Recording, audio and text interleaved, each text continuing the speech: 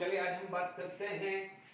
देखिए, heat of hydrogenation से बात करी। अभी तक हम लोगों ने heat of combustion, heat of formations, heat of neutralisation ये तीन पढ़ चुके हैं। Now next move for the heat of hydrogenation. ठीक है, मेन तीन थे हीट ऑफ कंबस्टन जिसमें सबसे ज्यादा क्वेश्चंस बनते हैं, या हीट ऑफ फॉर्मेशन या हीट ऑफ न्यूट्रलाइजेशन। इनमें सबसे ज्यादा क्वेश्चंस बनते हैं, ये ध्यान रखना। हाँ, इनमें भी है बट बेसिक्स आपको जानना जरूरी है क्योंकि फ्यूचर में ये कहीं ना कहीं यूज होगा। ऐसा नहीं है कि मैंने ये बोला था इस पे क्वेश्चंस नहीं आएंगे, आए हैं और पूरा पर ज्यादातर जिसमें चांसेस ज्यादा होते हैं वो पहले ही बता दिए हैं। देखिए, हीट ऑफ हाइड्रोजनेशन यानी क्या जाएगा, इसमें क्या होगा कि it is the amount of heat release, it is the amount of A heat release when 1 mole of unsaturated, बच्चों अनसैचुरेटेड है ना, हाइड्रोकार्बन। जनरली यदि हाइड्रोकार्बन है या कोई भी कंपाउंड भी ले सकते हैं, जैसे अनसैचुरेटेड का मतलब जहां पर डबल बॉन्ड, ट्रिपल बॉन्ड यानी पाई बॉन्ड आता है। ठीक है, अभी मैं अनसैचुरेटेड हाइड्रोकार्बन लिख रहा हूं, बट जहां भी अनसैचुरेटेड बॉन्ड है वो समझ लीजिएगा कि unsaturated hydrocarbon,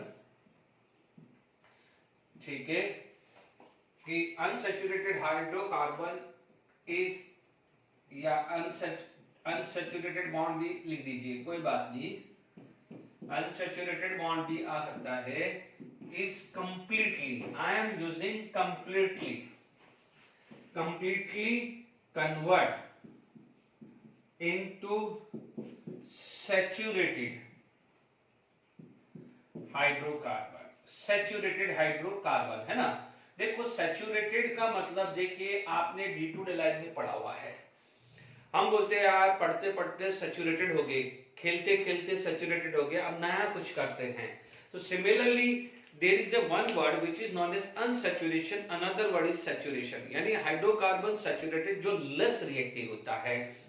In chemical bonding, we read about the type of covalent bond. ठीक है, the covalent bond consists of mainly sigma and pi.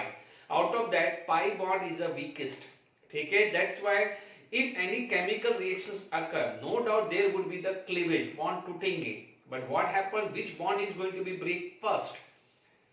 Sir weakest bond पर टूटेगा, यही बोलेंगे आप। तो weakest bond टूट कौन सा रहा है, weakest bond है कौन सा? Sir pi bond। तो डन, तो समझिएगा। सबसे पहले यहां पर आप बात करते हैं अनसैचुरेटेड हाइड्रोकार्बन। यदि मैं ले लूं तो अनसैचुरेटेड हाइड्रोकार्बन होते हैं हाइड्रोकार्बन। ये आपका क्या होता है, अल्कीन, जिसके अंदर डबल बॉन्ड है। ठीक है, और क्या होता है, अल्काइन, अल्काइन जहां पर ट्रिपल बॉन्ड है। ठीक है ना। दो होगा तो डाइन, तीन होगा तो ट्राइन। में जनरल केस ले रहा हूं। ठीक है, यदि आप बात करते हैं यानी दीज आर रिएक्टिव, ये क्या होते हैं, रिएक्टिव। ठीक है, एक होता है saturated hydrocarbon, another is known as saturated hydrocarbon, saturated hydrocarbon. ठीक है, सैचुरेटेड हाइड्रोकार्बन क्या होता है, अल्केन, उसके अंदर आपके पास सिंगल बॉन्ड आते हैं, These are the single bond. Alkyne आता है, सैचुरेटेड हाइड्रोकार्बन, ये क्या हो जाएगा, लगभग लगभग नॉन रिएक्टिव ही होता है, यानी या वेरी लेस रिएक्टिव भी आप बोल सकते हैं। ठीक है, तो ये चीज का ध्यान रखना है कि unsaturated whether we are going to start with alkene और whether we are going to start alkyne, the end product would be alkene, make sure, है ना। तो अब आप देखिए यहां पर हमारे पास बात करें तो देखिए इधर देखेंगे कि सपोज आपके पास कोई एग्जाम्पल आ गया, एग्जाम्पल 1। ठीक है, CH2 double bond CH2 plus hydrogen, if it is going to be form CH3 CH3। Second आपने लिखा है CH triple bond CH plus 2H2, 1 mole ही रखना है, ध्यान रखना है, आपको मिला CH3 CH3। थर्ड केस आपने ले लिया कि CH triple bond CH plus H2, it is going to be form CH2 double bond CH2। ये तीनों रिएक्शंस आप देखते हैं। ठीक है, मान लीजिए यहाँ पर कोई भी वैल्यू आती है, हीट रिलीज की वैल्यू x आती है या y आती है या z आती है, तो ध्यान दीजिएगा यहाँ पर डेल्टा H हाइड्रोजिनेशन, हाइड्रोजिनेशन, ठीक है, बहुत बड़ा नाम है, ठीक है, तो मैं जरा एक कॉमन ही लिख देता हूं यहाँ पर, है ना, हाइड्रोजिनेशन।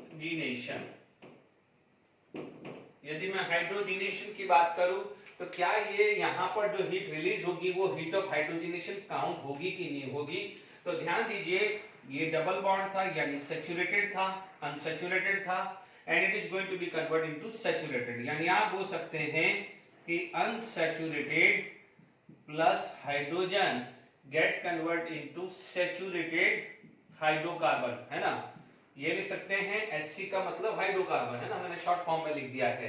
तो यस, इसको आप बोलोगे जो भी ड्यूरिंग दिस प्रोसेस जो हीट रिलीज होगी उसे मैं हीट ऑफ हाइड्रोजनेशन और एंथैल्पी ऑफ हाइड्रोजनेशन बोल सकता हूं। यस, ये भी triple bond purely single bond में कन्वर्ट हो गया है, तो यस ये भी होगा, but here it is triple bond यानी unsaturated, here it is double bond unsaturated. तो अनसैचुरेटेड से जो अनसैचुरेटेड होता है उसे एंथैल्पी ऑफ हाइड्रोजनेशन नहीं बोलते हैं। तो ध्यान दीजिएगा, ये रॉन्ग है, ये नहीं है, यानी मतलब रॉन्ग, इसका मतलब इसको हीट ऑफ हाइड्रोजनेशन नहीं बोलेंगे, बट हीट ऑफ हाइड्रोजनेशन नहीं बोलेंगे बट हम उसको बोल सकते हैं हीट ऑफ रिएक्शन, क्योंकि हीट ऑफ रिएक्शन तो जनरल नेम है, कुछ नहीं है तो आप बोलोगे कि हीट ऑफ हाइड्रोजनेशन, नहीं वो है तो एटलीस्ट आप उसको क्या बोल सकते हैं, हीट ऑफ रिएक्शन तो बोल सकते हैं। ये चीज का खास कर ध्यान रखिएगा ना। तो यहाँ पर हीट ऑफ हाइड्रोजनेशन के बारे में क्लियर हो गया है, ठीक है। नेक्स्ट जो चीज आ जाती है which is known as heat. देखो अब आपको एक चीज समझ लेना चाहिए, यानी अभी से जो मैं लेक्चर ले रहा हूं, आई थिंक थर्मोकेमिस्ट्री जब से मैंने स्टार्ट करी है, मैंने एक चीज पहले से ही क्लियर कर दी है कि यदि हीट ऑफ रिएक्शंस की बात आ रही है mostly occur at constant pressure. कोई बच्चा यहाँ बोलेगा सर आप डेल्टा H क्यों यूज कर रहे हैं, तो जो भी यहाँ पर हीट रिलीज होगी वो QP ही आने वाली है, भले QP की वैल्यू -x आए, QP की वैल्यू -y आए, QP की वैल्यू -z आए। ध्यान दीजिएगा, यहाँ पर आप एक चीज लिख दीजिएगा, ये सब एक्सोथर्मिक होता है, it is always be exothermic. और मैं बार बार एक्सोथर्मिक एंडोथर्मिक लिखवा रहा हूं, उसका रीजन क्या है, क्योंकि कई बार आपसे पूछा जा सकता है, सिंपल क्वेश्चन आ जाएगा, which of the following is always be exothermic. तो ध्यान दीजिएगा कि ये क्या होता है, एक्सोथर्मिक होता है। Is it clear to all of you? Heat of hydrogenation is exothermic, क्योंकि फॉर्मेशन हो रहा है, कंपाउंड बन रहा है, कंपाउंड ब्रेक नहीं हो रहा है। तो आप नोट करके लिख दीजिएगा, it is always be exothermic, it is always be exothermic, ठीक है, ध्यान रखिएगा। ये क्वेश्चन समझ में आ गया है। अब देखिए नेक्स्ट जो चीज कैटेगरी आ जाती है वो आ जाती है हीट ऑफ एटमाइजेशन, ठीक है, हीट ऑफ एटमाइजेशन। हमेशा ध्यान रखना, heat of neutralisation, heat of atomisation, heat of formation, heat of combustion, heat of hydration, heat of solution, heat of sublimation, heat of fusion, heat of vaporisation, ठीक है। ये सब जो आगे आने वाली है वो ध्यान रखना है, पर मोल आएगा, जो भी यूनिट रहेगा, जो भी वैल्यू होगी पर मोल आएगी। तो यहाँ पर हीट ऑफ एटमाइजेशन उसको डेल्टा AH भी ले सकते हैं या डेल्टा HA भी लिखते हैं, या कई बार ऐसे एटमाइजेशन भी लिख सकते हैं, या एटम या एटमाइजेशन भी लिख देते हैं। तो कोई भी रिप्रेजेंटेशन हो सब चलेगा, ठीक है। A फॉर एटमाइजेशन इतना ध्यान रखना है, ठीक है। यहाँ पर हमने हीट ऑफ एटमाइजेशन की डाल दी है। जनरली यहाँ पर जो टर्मिनोलॉजी जो आती है कि मॉलिक्यूल्स को आप एटम में कन्वर्ट कर रहे हो, ठीक है, तो आप क्या बोलोगे, it is the amount of heat used, या it is the amount of heat required. ये एंडोथर्मिक है, दिस इज एंडोथर्मिक, है ना। It is the amount of heat required to convert 1 moles of molecules into atoms, यानी molecules को atom में convert करने के लिए जो एनर्जी रिक्वायर होती है उसे एंथैल्पी ऑफ एटमाइजेशन या हीट ऑफ एटमाइजेशन कह सकते हैं। The representation would be like this और representation would be like this. Atom लिख सकते हैं या एटमाइजेशन भी लिख सकते हैं, तो उससे तो कोई दिक्कत आने वाली है नहीं। अब आप देखिए यहाँ पर एक एग्जांपल लेते हैं, ठीक है। जैसे मान लीजिए हाइड्रोजन मॉलिक्यूल्स है, it is going to be convert into 2H। मान लीजिए क्लोरीन है, नो डाउट ये 2Cl आया है, ये गैसेस फेज है, ये गैसेस फेज है, ये गैसेस और ये गैसेस फेज है। तो यहाँ पर आपके पास क्या हो जाएगा, ये जो सारी टर्मिनोलॉजी है एंथैल्पी ऑफ एटमाइजेशन है, एंथैल्पी ऑफ एटमाइजेशन है, ठीक है। मैं कोई भी रिप्रेजेंटेशन ले सकता हूं, ये ध्यान रखना है। ये जो थर्ड केस है, ये जरा ये भी ध्यान रखना कि कई बार स्पेशली जो एलिमेंट्स हैं, if any element are exist in monoatomic form, तो ये भी कई बार इसको एंथैल्पी ऑफ एटमाइजेशन भी बोलते हैं। ध्यान दीजिएगा कि व्हेन द एलिमेंट या atom are in solid form get convert into atom in gases form, तो उसको भी एंथैल्पी ऑफ एटमाइजेशन बोलते हैं। तो ये जरा ध्यान दीजिएगा, ठीक है। जनरली टर्मिनोलॉजी से क्लियर होता है कि मॉलिक्यूल्स एटम में कन्वर्ट होना है। तो देखिए ब्रेक हो रहा है, नो डाउट ये जो है ये बॉन्ड एनर्जी ऑफ हाइड्रोजन भी कहलाएगा, बॉन्ड एनर्जी ऑफ क्लोरीन भी कहलाएगा, वो मैं अभी आगे टॉपिक में लूंगा, ठीक है। बट यदि मान लीजिए कोई भी एलिमेंट है, जैसे फॉर एग्जांपल हाइड्रोजन, ऑक्सीजन, ठीक है, नाइट्रोजन, तो ये एलिमेंट्री फॉर्म है, एलिमेंट है, they are exist in their molecular form. तो उनको जो एटम कन्वर्ट करने के लिए जो एनर्जी रिक्वायर होती है उसे आप एंथैल्पी ऑफ एटमाइजेशन बोलते हैं। नो डाउट उसको बॉन्ड डिस्ट्रीब्यूशन एनर्जी भी बोलते हैं, बट अभी हम बॉन्ड डिस्ट्रीब्यूशन एनर्जी में क्या चीज है वो जरा मैं अभी वेट करिए, मैं सब कुछ समझाऊंगा, ठीक है। तो ये चीज क्लियर हो गई। जैसे मान लीजिए आपके पास एक और आ सकता है कि मान लीजिए कार्बन सॉलिड है, उसको कार्बन गैस में कन्वर्ट किया है, तो it is also the enthalpy of atomisation. इस टर्म को भी एंथैल्पी ऑफ एटमाइजेशन बोलते हैं, ठीक है। तो it is the amount of heat required to convert 1 mole of molecules into atoms। 1 mole of molecule, 1 mole रखना है, ये ध्यान रखना, भले ये एटम कितने भी बने उससे कोई मतलब नहीं। यहाँ पर मॉलिक्यूल जो ब्रेक हो रहा है वो 1 मोल होना चाहिए। No doubt this is going to be sublimated, तो इसको ये सब्लिमेट हो रहा है, तो यहाँ पर क्या हो जाएगा, एंडोथर्मिक होगा। तो ध्यान दीजिएगा कि जो एंथैल्पी ऑफ एटमाइजेशन है आप क्या लिखेंगे, it is always be endothermic. ये क्या होता है, एंडोथर्मिक होता है, it is always be endothermic. तो I hope heat of atomisation भी क्लियर हो गया है, ओके। अब आप देखिए यहां पर यदि कोई भी फेज ट्रांसमिशन हो रहा हो, ठीक है, जैसे फेज ट्रांसमिशन हो रहा है, तो हालांकि अपन ने जब एंट्रोपी पढ़ा है तो ऑलरेडी वर्ड यूज कर चुके हैं, बट फटाफट से डिस्क्रिप्शन दे देता हूं, ठीक है। जब आपका क्या होता है, फेज ट्रांसमिशन होता है, phase transmission, is it clear to all of you. यदि आपका फेज ट्रांजिशन होता है, फेज ट्रांजिशन है, ठीक है, तो उसमें सबसे पहले क्या हो जाएगा, heat of fusion, heat of fusion, ठीक है। इसको आप कैसे भी रिप्रेजेंट कर सकते हो, बार बार मैं सारे फॉर्म नहीं लिखूंगा, ठीक है। हीट ऑफ फ्यूजन आपने लिख दिया है, ठीक है।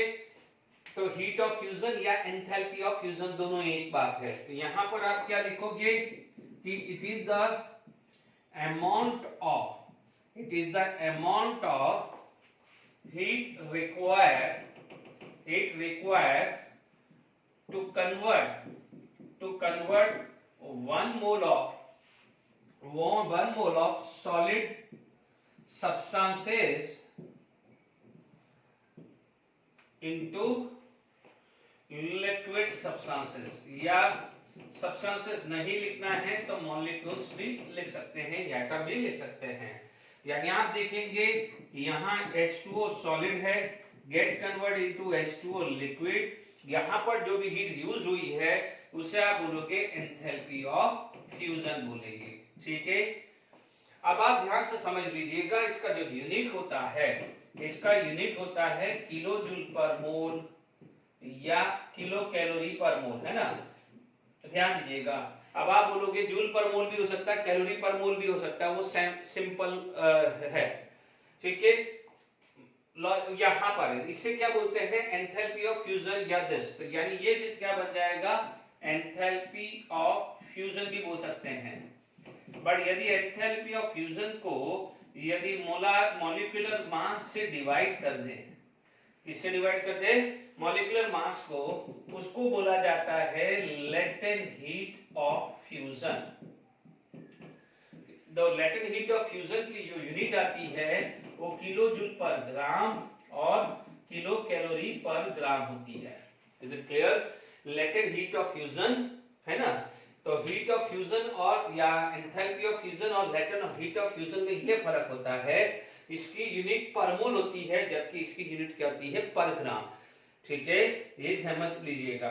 ओके, तो ये लैंग्वेज कई बार आ जाता है, यूनिट पे फोकस कर लेना का। ठीक है, अब आप देखिए सेकेंड केस आप बात करते हैं यहां पर। ठीक है, सेकेंड केस आपके पास आ जाता है कि heat of vaporisation, heat of vaporisation. तो इसको यहां पर वेपर या वेपोराइजेशन पूरा भी लिख सकते हैं। ठीक है, अब तो देखो ये शॉर्ट फॉर्म लिखना आ गया है। तो it is the amount of heat required to convert the liquid substances into vapour substances.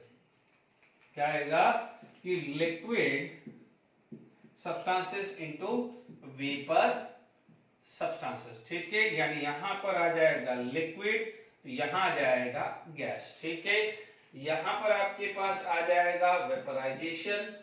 ठीक है, ये भी क्या हो जाएगा, वेपराइजेशन आ जाएगा। ठीक है, तो this is latent heat of fusion की जगह क्या आ जाएगा, लेटेंट हीट ऑफ वेपराइजेशन। ठीक है, ध्यान दीजिएगा ये हीट रिक्वायर्ड है, तो ये एंडोथर्मिक है। तो क्या है, it is endothermic process, it is endothermic process. ठीक है, तो ये चीज का ध्यान रखना है कि जो सॉलिड से लिक्विड हुआ है वो भी एंडोथर्मिक है, नोट करके लिख दीजिएगा। क्योंकि मैं रिक्वायर लिख रहा हूं तो मैं एंडोथर्मिक होगा, और लिबरेटेड या रिलीज बोल रहे हैं तो एक्सोथर्मिक होगा। याद करिए फॉर्मेशन के टाइम मैंने रिक्वायर और रिलीज दोनों लिखा है, जबकि कंबस्टन में रिलीज लिखा है, न्यूट्रलाइजेशन में रिलीज लिखा है, एटमाइजेशन में रिक्वायर लिखा है, हाइड्रोजनेशन में रिलीज लिखा है, वेपराइजेशन में रिक्वायर लिखा है, एटमाइजेशन में रिक्वायर लिखा है, फ्यूजन में भी रिक्वायर ही लिखा है। ठीक है, अब यहां पर बात करें कि यहां पर मान लीजिए थर्ड केस। ठीक है, अब वेपराइजेशन आपके पास क्लियर हो गया, तो इसके बाद आ जाता है सब्लिमेशन। क्या आ जाता है, सब्लिमेशन। तो डेल्टा एच सब, सब फॉर सब्लिमेशन। इसको ऐसा भी लिख सकते हैं या आप ऐसा भी आ सकता है, तो ये सब में एप्लीकेबल है, ध्यान दीजिएगा, है ना। बार बार मैं ये रिपीट नहीं करूंगा। यहाँ फ्यूजन भी आ सकता है और वेप या वेपराइजेशन भी लिखा जा सकता है। तो it is the amount of heat required to convert, यहाँ पर क्या हो जाएगा, चलो ये तो वेपर ही होने वाला है, यह आ जाएगा solid substances into vapour substances. ठीक है, तो यहाँ पर कोई भी आप ले सकते हैं। ठीक है, यहाँ पर कोई भी आप ले सकते हैं, जैसे मान लीजिए एग्जाम्पल आ गया CO2 सॉलिड से CO2 मान लीजिए गैस बना रहे हैं, इट इज आल्सो एंडोथर्मिक। यहाँ पर जो प्रोसेस आ जाएगा उसे बोलते हैं डेल्टा एच सब्लिमेशन। तो आई होप ये क्लियर हो गया है। फेज ट्रांजिशंस में या फेज ट्रांसमिशन कुछ भी बोलेंगे। ठीक है, तो यहाँ पर भी आपको क्लियर हो गया है।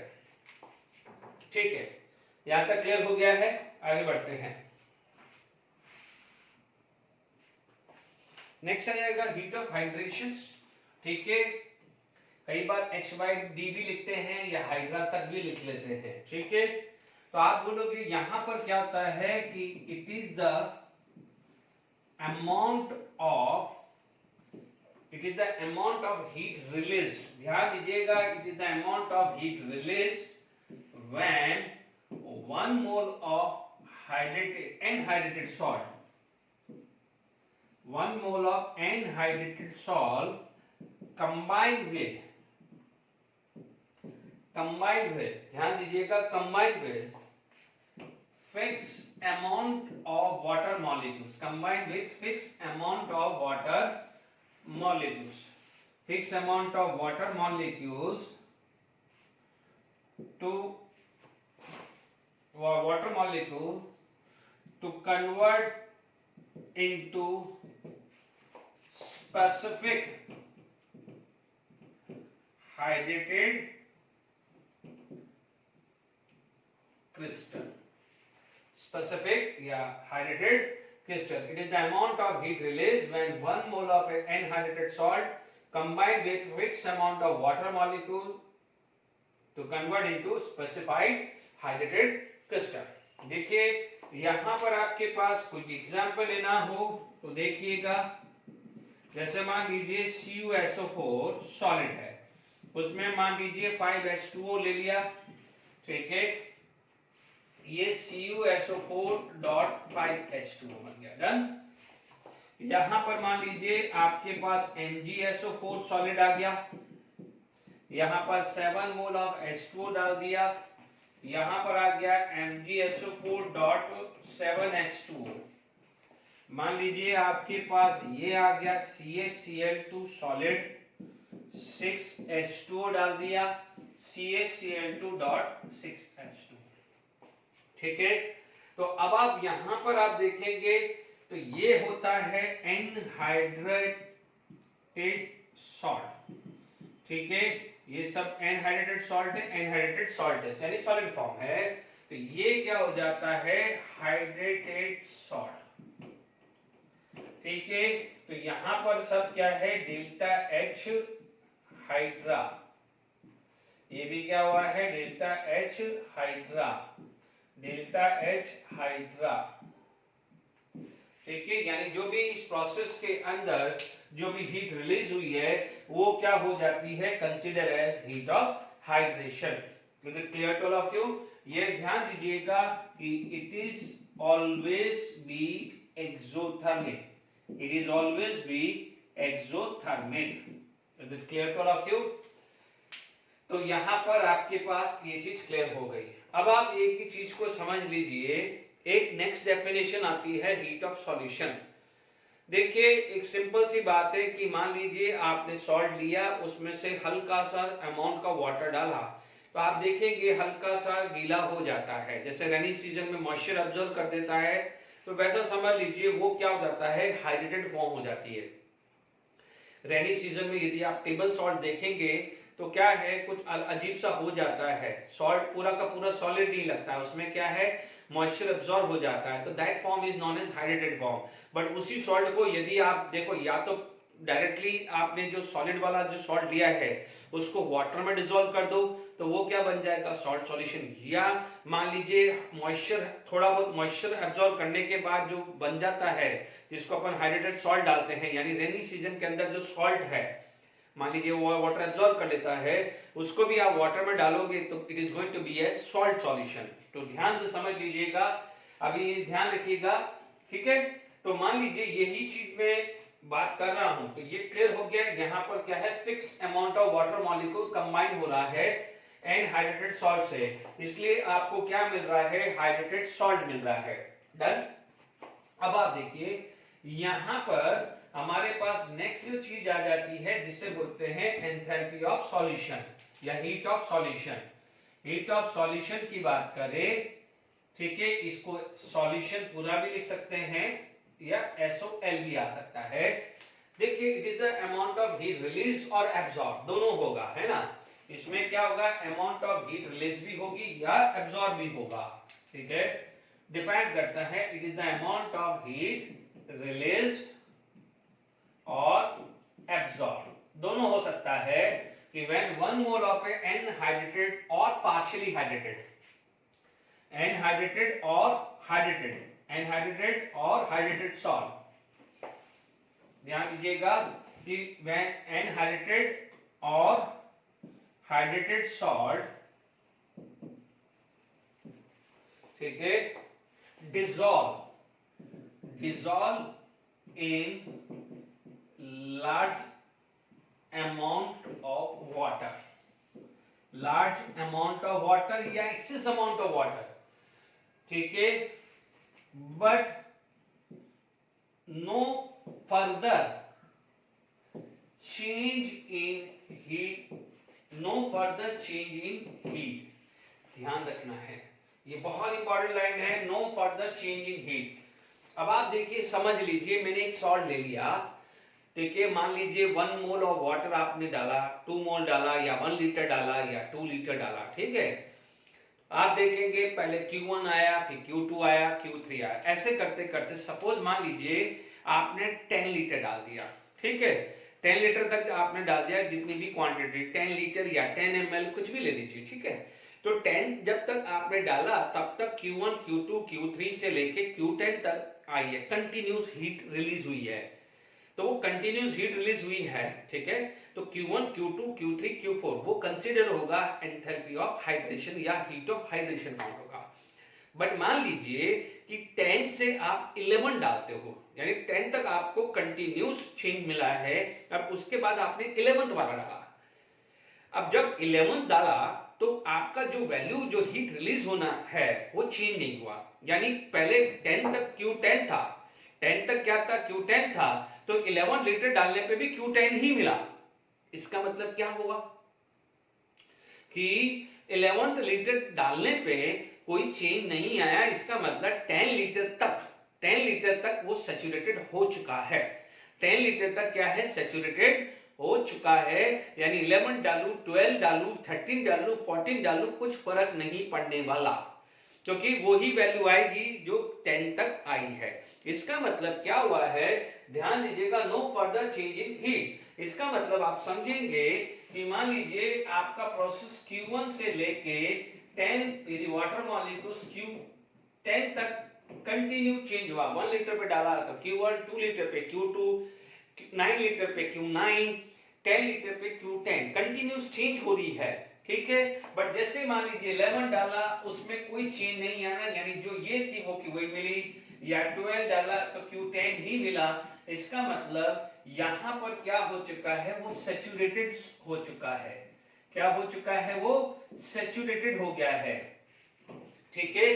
कई बार इसको क्या बोला जाता है, देखो वाटर डालने पे, वाटर यदि ऐड करते हैं उसको डाइल्यूशन बोलते हैं। क्या बोलते हैं, डाइल्यूशन, ठीक है। जैसे आप कंसीडर करिए कि मान लीजिए आप इफ यू फील थर्स्टी, तो मान लीजिए आपने 1 ग्लास वाटर, देन 2, 3, 4, तो 4 तक आपकी बॉडी ने रिस्पॉन्स किया, ठीक है।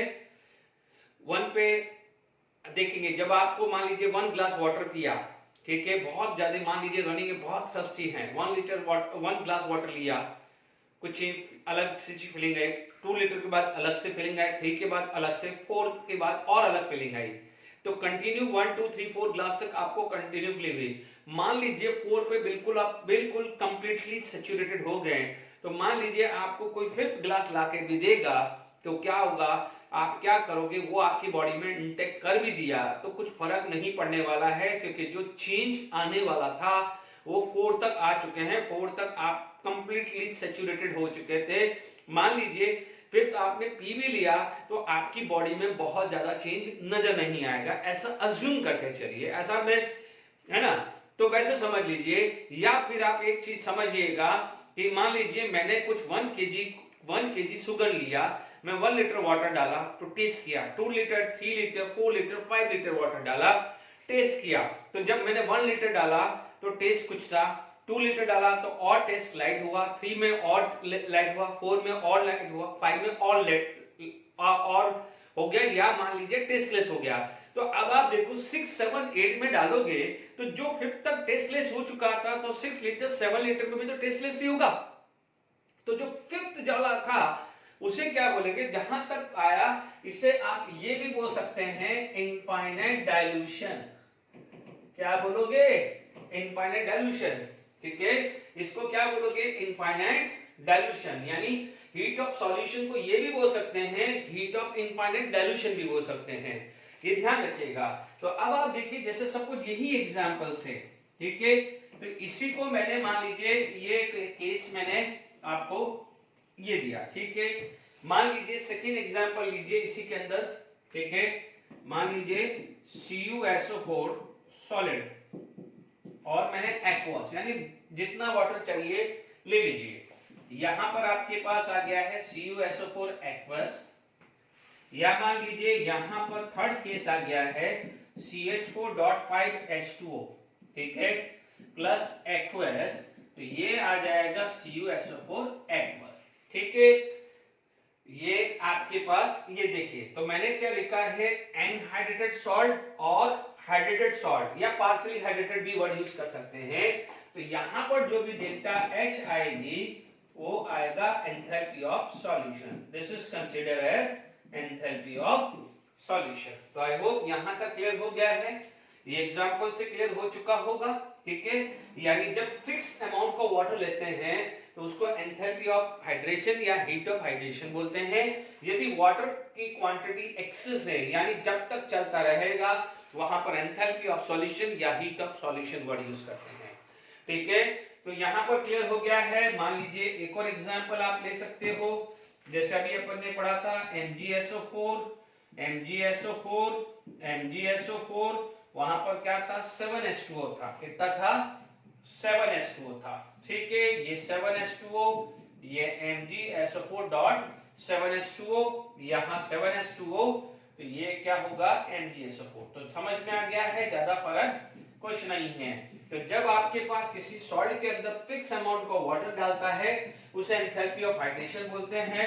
बट यदि वाटर की क्वांटिटी एक्सेस है, लार्ज अमाउंट है, जितना चाहिए उतना करिए, बट ध्यान रखना है कि उस वैल्यू के बाद, उस वैल्यू भले 10 लीटर तक डाला, 10 लीटर तक रेस्पॉन्स दिया है, बट 10 के बाद 11 नहीं लिखेंगे, 10 पे आएगा, वो पॉइंट की बात होनी चाहिए। तो बट नो फर्दर चेंज, यानी यहां तक की बात करेंगे, ये नहीं आप बोलोगे सर इसमें भी तो Q10 है, तो जब आपको ये वैल्यू यहां पर मिल रही है, तो ये इसका क्या रूल है, कोई रूल ही नहीं है ना, तो आपका तो यहां तक एक्सेस काउंट हो जाता है। तो ये चीज का खासकर ध्यान रखना है कि it is the amount of heat released or absorbed when the 1 mole of an anhydrated or partially या hydrated salt dissolve in large amount of water, but no further change in heat, no further change in heat, यानी यहां तक saturated आ गया, उसके बाद कितना भी डाल दो कोई हीट चेंज नहीं होना चाहिए। ठीक है, आई होप यहां तक समझ में आ गया होगा। यानी मान लीजिए किसी भी कंसंट्रेशन पे जो हीट रिलीज हो रही है उसे एंथैल्पी ऑफ हाइड्रेशन बोलेंगे, बट यदि इनफाइनाइट डाइल्यूशन पे जो भी होगा उसे हम बोलेंगे हीट ऑफ सॉल्यूशन। इतना फर्क आ गया। यदि मान लीजिए 1 लीटर है तो उसको एंथैल्पी ऑफ हाइड्रेशन बोलेंगे, 2 लीटर, 5 लीटर, 9 लीटर तक एंथैल्पी ऑफ हाइड्रेशन बोलेंगे, पर 10 लीटर पे क्या बोलेंगे, एंथैल्पी ऑफ सॉल्यूशन। इतना ध्यान रखना है। ठीक है, अब आप देखिए इसके बाद जो नेक्स्ट टॉपिक आता है, very important topic and very important topic in terms of thermodynamics and thermochemistry. ठीक है, यहां पर आप बात करेंगे, ठीक है, यहां पर आप बात कर सकते हैं थर्मोडायनामिक या थर्मोकेमिस्ट्री। ठीक है, ओके, थर्मोडायनामिक थर्मोकेमिस्ट्री में बात करें। ठीक है, तो हमारे पास क्या नेक्स्ट चीज जो आ जाती है, वो आ जाती है हीट ऑफ या बॉन्ड डिस्ट्रीब्यूशन एनर्जी पढ़ लेते हैं, क्योंकि अभी अब आ जाता है बॉन्ड डिस्ट्रीब्यूशन एनर्जी। ठीक है, यानी बॉन्ड डिस्ट्रीब्यूशन एनर्जी यानी ब्रेक होना। तो ध्यान दीजिएगा कि आप इसकी जनरली बात करते हैं, जैसे ये बॉन्ड एनर्जी को BE से ही करते हैं, या कई बार डेल्टा H बॉन्ड भी ले सकते हैं, या BE शॉर्ट फॉर्म भी लिख सकते हैं। ओके, तो आप क्या बोलोगे, it is the amount of A heat required to break the bond of 1 mole of gaseous molecules, 1 mole of a gaseous molecules into its number of gases atom. ध्यान रखना है गैसेस में ही कन्वर्ट होना चाहिए, 1 mole of A gases molecules into gases atom. देखिए जैसे मान लीजिए एग्जांपल आया, अभी आप देखेंगे hydrogen gas gate convert into 2 hydrogen gas, या मान लीजिए chlorine gas convert into 2Cl gas, मान लीजिए HCl गैस है, gate convert into H gas plus Cl gas. ध्यान दीजिएगा, मान लीजिए HCl गैस है और यदि वो H प्लस या Cl माइनस में ब्रेक हो रहा है, ठीक है, तो आप ये चीज का ध्यान रखना है, या फिर H2O will give 2H plus O, ठीक है, 2H plus O, ठीक है। अब ढंग से समझिएगा कि नो डाउट यदि मैं बात करूं delta H atomization bond energy, ये बॉन्ड एनर्जी है, या जिसको शॉर्ट फॉर्म BE से भी रिप्रेजेंट करते हैं, तो ध्यान से समझिएगा कि यस, भले ये enthalpy of heat of atomization है तो उसको बॉन्ड एनर्जी भी बोल सकते हैं। तो ये करेक्ट है, ये करेक्ट है, ये करेक्ट है, ये करेक्ट और ये करेक्ट नहीं है, ठीक है। यानी यहाँ पर प्रॉब्लम नहीं है। यहाँ पर आप देखेंगे कि आयंस में कन्वर्ट हुआ है, जबकि ये किस में कन्वर्ट होना चाहिए, गैसेस एटम में। तो ये क्यों अलग है वो तो क्लियर हुआ, भले वो गैसेस फॉर्म ही लिख दो, भले ये गैसेस ही लिख दो, हालांकि ये पॉसिबल नहीं है, बट ठीक है लिख दिया मैंने, तो भी ये क्या है, कंसिडर नहीं होगा।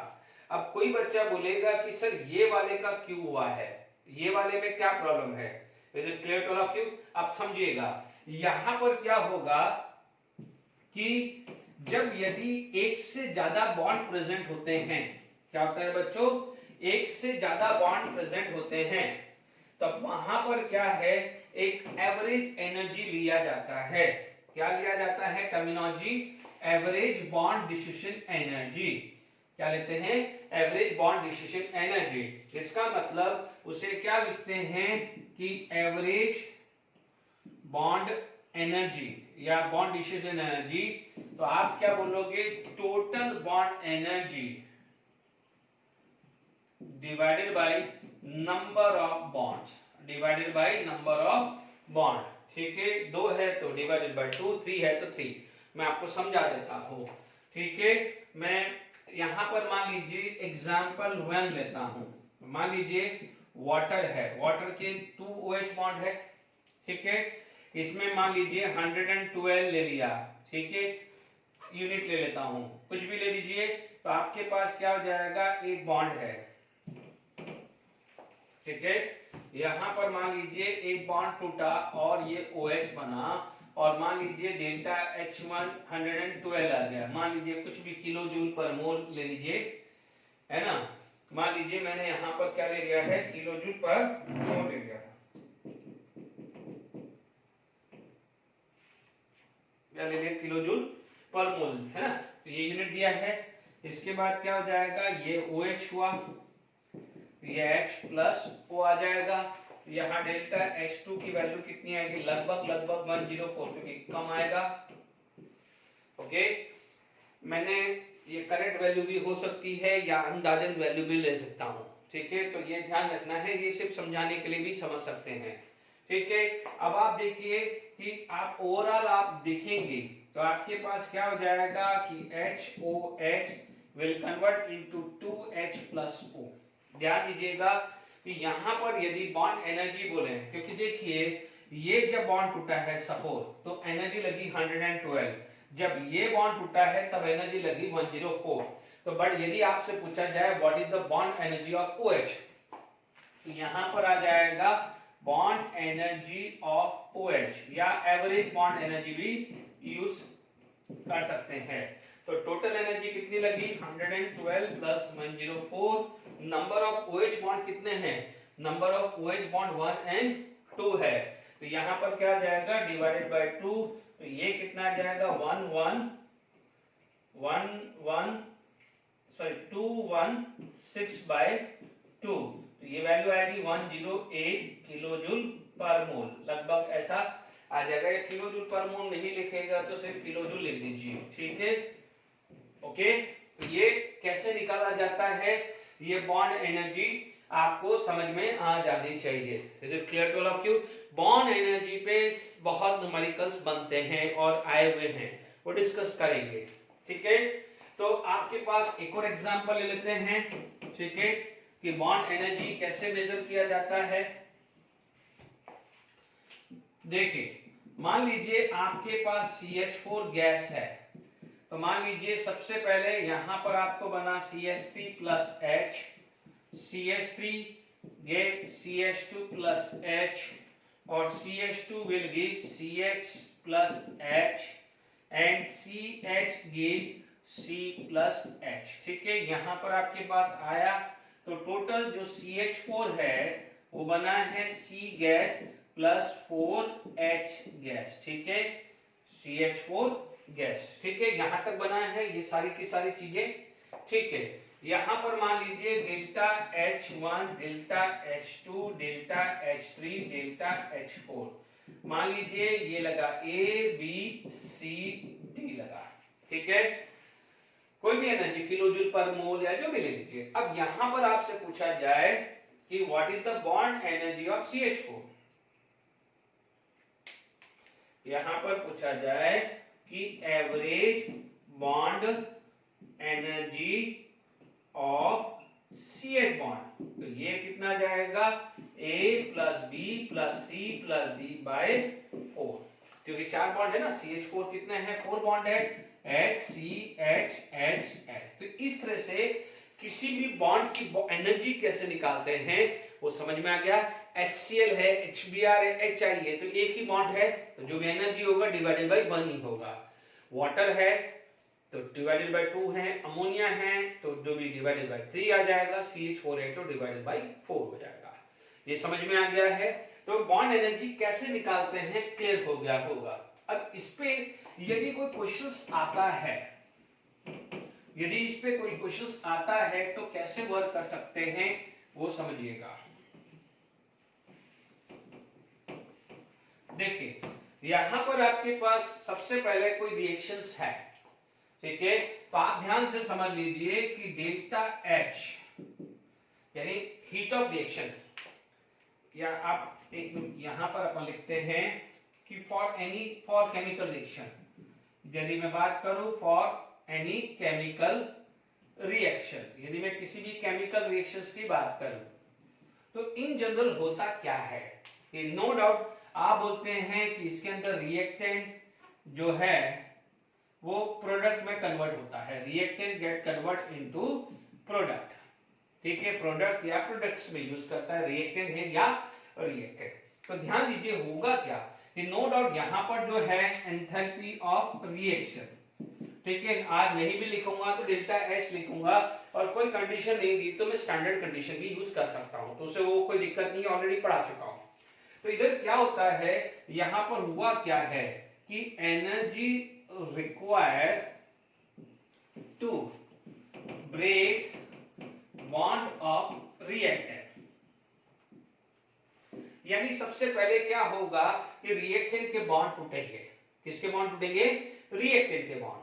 ठीक है, ओके, जैसे मान लीजिए कोई एग्जांपल आपने ले लिया, यहां पर एग्जांपल ले लिया, जैसे मान लो nitrogen plus hydrogen give ammonia, अपन ने पढ़ा हुआ है, ठीक है ना, N2 plus 3H2 give 2NH3, पढ़ा हुआ नहीं है, N2 plus 3H2 give 2NH3। तो अब आप देखेंगे होगा क्या कि energy required to break bond, यदि मान लीजिए नाइट्रोजन के बॉन्ड नहीं टूटेंगे, हाइड्रोजन के बॉन्ड टूटेंगे नहीं, तो NH बॉन्ड फॉर्म होंगे कैसे। पॉइंट क्लियर हुआ कि नहीं हुआ।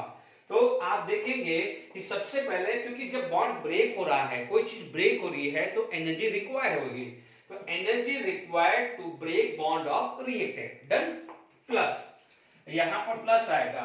अब होगा क्या कि इसके बॉन्ड ब्रेक हुए बट यहां पर न्यू बॉन्ड फॉर्म हुआ। कौन सा बॉन्ड फॉर्म हुआ, इसका नाइट्रोजन अलग हो गया, इसका क्या अलग हो गया, हाइड्रोजन। जैसे मान लीजिए यहां पर आपके पास क्या है, नाइट्रोजन अलग हो गए, यहां से क्या हो जाएगा 6 हाइड्रोजन अलग हो गए, तो आपके पास नया बॉन्ड क्या बना, NH। ठीक है, NH NH ऐसे कितने हो गए, 2 हो गए, ऐसे बोल सकते हैं। तो आप क्या बोलोगे, फॉर्म हुआ है, NH बॉन्ड फॉर्म हुआ है, तो जब भी फॉर्म होता है तो एनर्जी रिलीज होती है। तो यहां पर क्या होगा कि energy release due to formation of bond of product. ठीक है, अब समझिएगा, बिल्कुल समझ लेने का है। अब आप देखेंगे यहां पर जो लाइन है वो है ये रिक्वायर, यहां पर क्या है रिलीज है।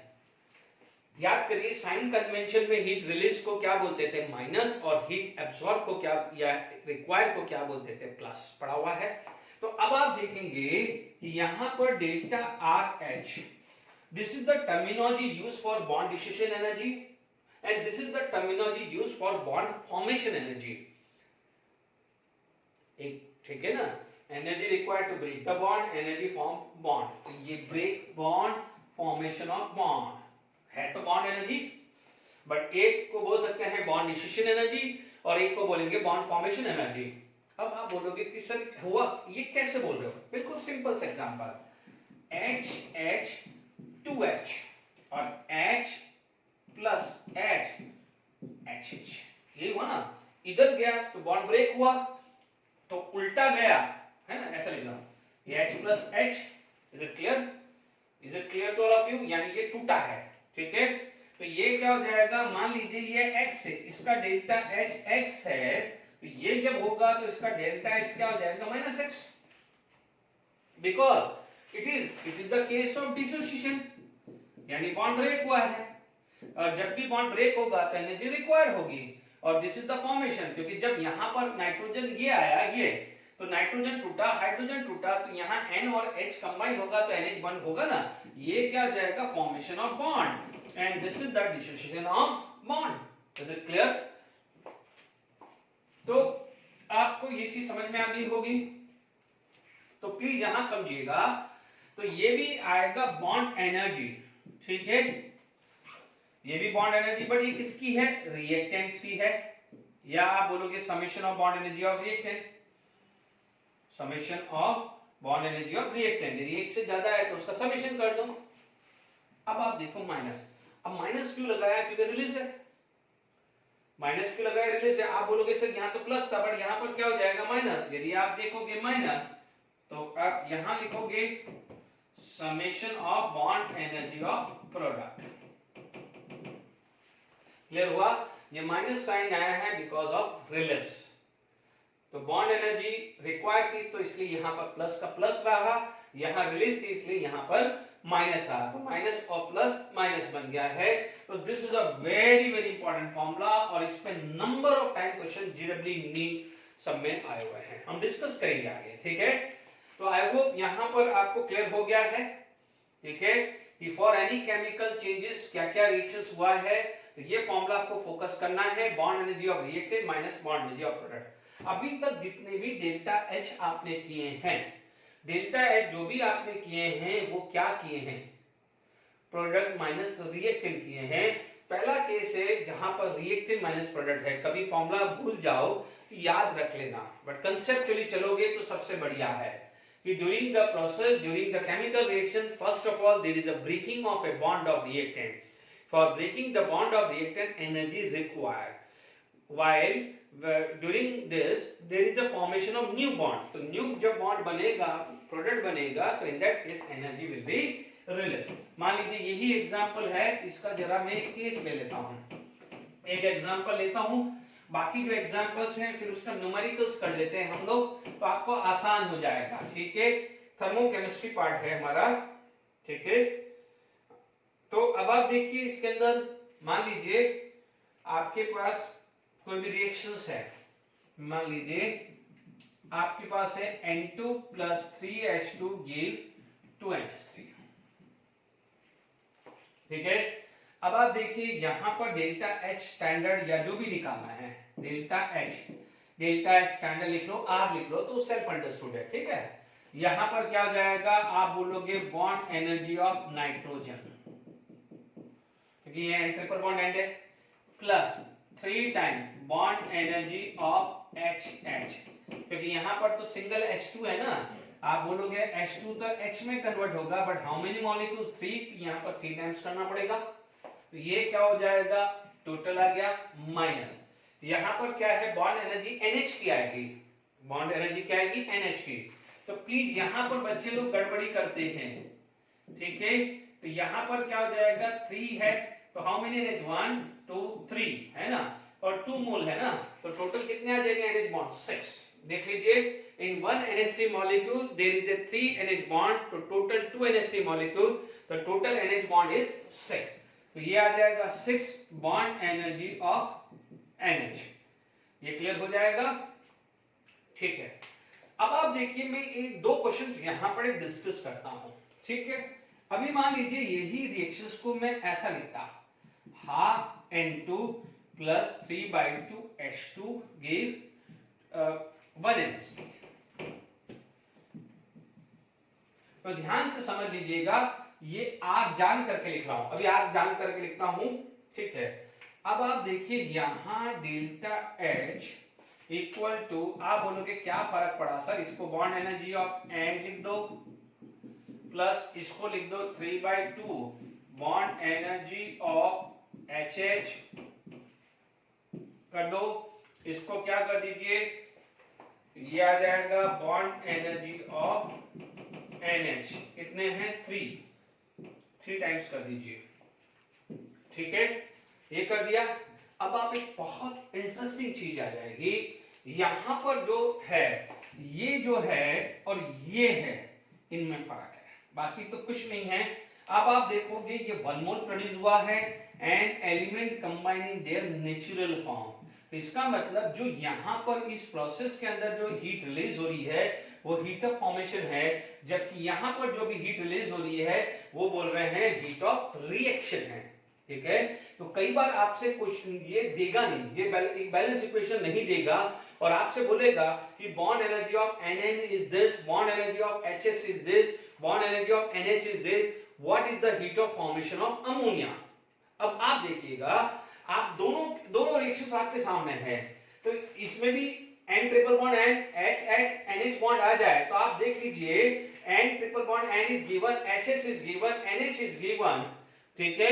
अब मान लीजिए आपको क्या है, हीट ऑफ फॉर्मेशन पूछा जाए या एंथैल्पी ऑफ फॉर्मेशन, एक ही बात है ना, आपको ध्यान रखना है फॉर्मेशन और रिएक्शन का, वो हीट बोले या एंथैल्पी बोले, उससे कोई कंफ्यूजन अब नहीं आना चाहिए। तो अब मान लीजिए आपने गलती से भी ये रिएक्शन लिख दी, क्योंकि जनरली बच्चे लोग यूज्ड टू होते हैं इस रिएक्शन लिखने के, पर उसने बहुत क्लियरली लिख दिया है कि find out heat of formation of ammonia, और मान लीजिए आपने ये रिएक्शन यूज कर ली तो आपका तो क्वेश्चन रॉन्ग ही होने वाला है।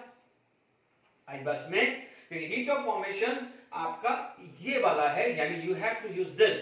हाँ, यदि ये पूछा जाता कि ये इक्वेशन दिया हुआ है फॉर ए गिवन इक्वेशन, जब ये इक्वेशन दिया है तो यूज दिस फॉर्मूला, बट यदि पूछा गया है जब इक्वेशन नहीं दी हुई है, कुछ बैलेंस इक्वेशन नहीं दी है और उसने दे दिया है कि enthalpy of formation of ammonia is this, find out this, यदि ये देख के देखो you have a 1 2 3 and 4 parameter, तो इन 4 पैरामीटर में से कोई 3 देगा, एक मांगेगा, is it clear. But carefully रहना कि वहां पर फॉर्मेशन वर्ड यूज हुआ है कि नहीं, यदि फॉर्मेशन और वर्ड यूज किया है तो you have to write use this equation, otherwise इसको यूज करवाना होगा तो ये रिएक्शन गिवन होगी, ठीक, गिवन है, ठीक है। फिर भी हम इसके बेस न्यूमेरिकल्स करेंगे तो और आसान होंगे, बैलेंस शीट में भी मैंने दिए हुए हैं, कुछ न्यूमेरिकल्स कर लेते हैं फिर आगे बढ़ेंगे।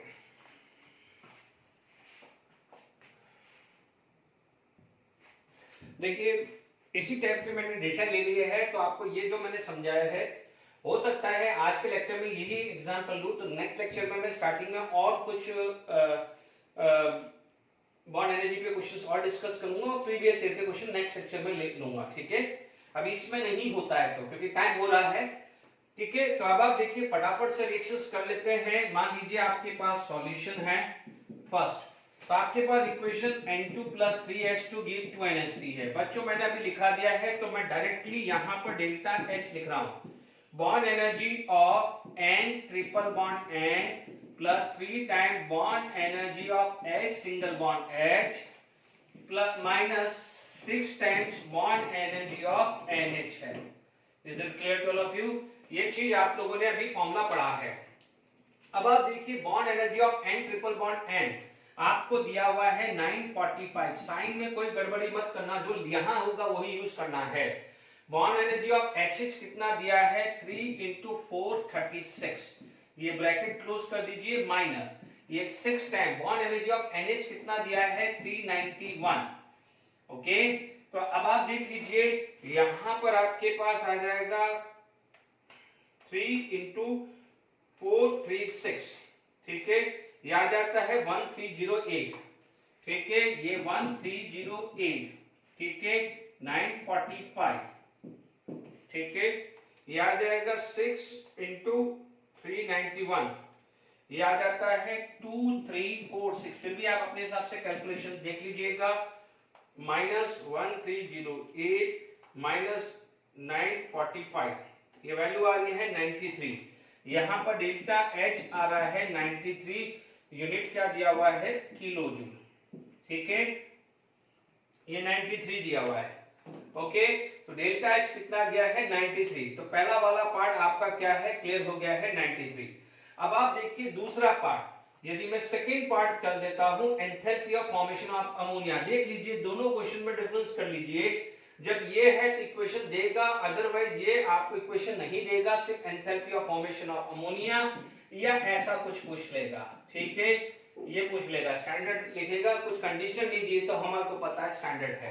तो आप देख लीजिएगा सेकंड में आपको यहाँ 1/2 2 और ये कितना हो जाएगा 1, ठीक है, ये 3/2, ये 1/2, ये कितना हो जाएगा डिवाइडेड बाय 2 कर दीजिए, सबको डिवाइडेड बाय 2 कर दीजिए, ठीक है, ये डिवाइडेड बाय 2, ये डिवाइडेड बाय 2, तो दिस आल्सो डिवाइडेड बाय 2 आ गया। तो ये वैल्यू आ जाएगी यहाँ डेल्टा एच फॉर्मेशन आ जाएगा 46.5 किलो जूल, ठीक है, दोनों में डिफरेंस क्लियर हो गया। इसको पर मोल लिख सकते हैं क्योंकि फॉर्मेशन 1 मोल का ही होता है। एक क्वेश्चन और ले लेते हैं फिर माइंड अप करते हैं।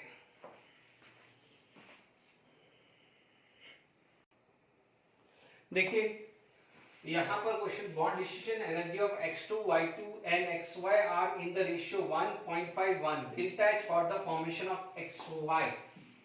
यानी आप देखेंगे x1 मोल आया, यानी फटाफट से ये लिखा, कैन गिव xy, ठीक है, फॉर्मूला आपको डेल्टा एच फॉर्मेशन दिया है, तो bond energy of x(x)/2 plus bond energy of y divided by 2, ठीक है, bracket close, minus bond energy of xy।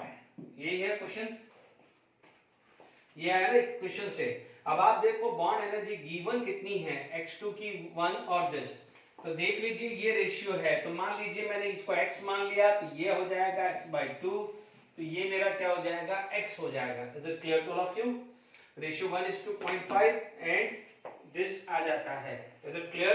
तो अब आप देखिएगा यहाँ पर, ठीक है, तो ये x/2 ही रहने वाला है, जबकि ये y की क्या है x/2 है, तो ये बन जाएगा x/4, ये तो x ही है तो ये बन जाएगा x, और डेल्टा एच गिवन कितना है 200 is given, -200 sorry, -200 is given, ठीक है। अब आप देखिए -200 गिवन है, तो अब आपके पास ये टोटल कर लीजिए, तो आपके पास -200, तो ये x/2 प्लस x/4 है ना, तो ये 2x plus x, 3x/4, 3x/4 minus x, 3x/4 minus x, तो ये आएगा -200 माइनस x/4 आ रहा है। कैलकुलेशंस कर लीजिए, ये आया है x की वैल्यू 800 आ चुकी है। अब पूछा किसका है, x2 का ही पूछा है, तो x की वैल्यू यहाँ 800 है, यदि y2 का पूछते तो 400 होता, xy का पूछते तो क्या होता 800, यानी bond energy of x2 800, bond energy of y2 पूछते तो 400, बॉन्ड एनर्जी ऑफ xy पूछते तो कितना होता 800, यानी right answer is 800 kilo joule per mole आ चुका है। आई होप ये सब आपको आराम से समझ में आ गया है। नीट 2018 का क्वेश्चन है। अब नेक्स्ट लेक्चर में और प्रैक्टिस करवाएंगे, अभी काफी कॉन्फिडेंस आ गया होगा बॉन्ड एनर्जी पे, बाकी नेक्स्ट लेक्चर में बात करेंगे। Till then enjoy, thank you very much.